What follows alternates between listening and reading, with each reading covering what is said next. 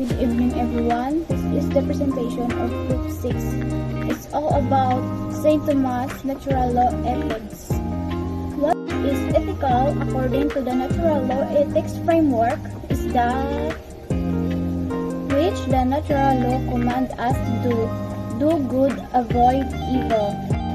Aquinas viewed the first principle of natural law as good is to be done and to be promoted, and evil is to be avoided.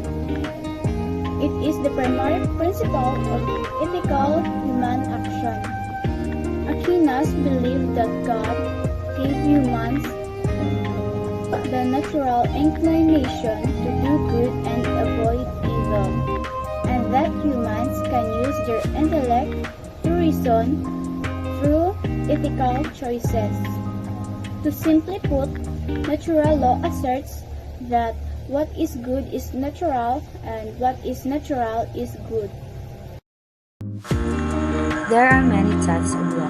The first law is the internal law. Internal law is a divine wisdom that directs all beings toward their ends, or God Himself. The second law is the natural law. Natural law is a law written in the hearts of a man. The third law is a positive laws, are those enacted by God or man. The last law is a divine law. Divine law is decreed by God in the Ten Commandments and in the new commandments of love, thought, and exemplified by Jesus Christ. Natural law, the idea that humans are rational beings who can use the intellect to make ethical choices. St. Thomas believed that the natural law is a participation in God's internal law. Natural law has the following characteristic. Number one is flows from the intrinsic difference between right and wrong, which is determined by the very essence of things. Number two, the same at all times, in all places and for all persons. Number three, emanates from God alone. And lastly, is promulgated through the light of reason. Laws. There are 4 types of laws law. Number 1, depends on the free will of God.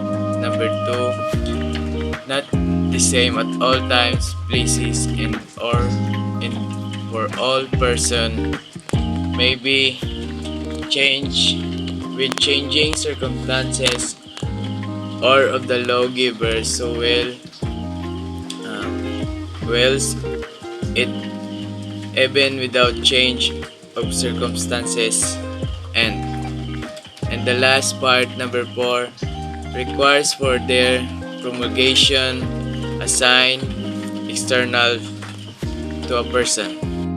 A law is an ordinance of reason promulgated for the common good by one who has charge of a society. Aquinas defines as a law as an ordinance of reason for the common good made by him who has care of the community and promulgated. Law is an ordinance of reason because it must be reasonable or based in reason and not merely in the will of the legislator. So for my discussion, I will be tackling about the divine law.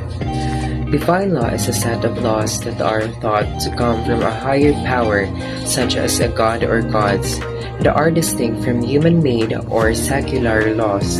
It is also known as natural law, and is based on the belief that there is a universal force that governs the universe and sets standards for behavior.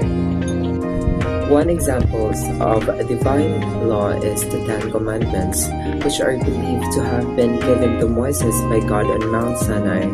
These commandments are considered to be the foundation of moral and ethical behavior for many religions, including Judaism, Christianity, and Islam. Another example is the concept of karma in Hinduism and Buddhism, which is the belief that a person's actions in this life will determine their fate in the next life.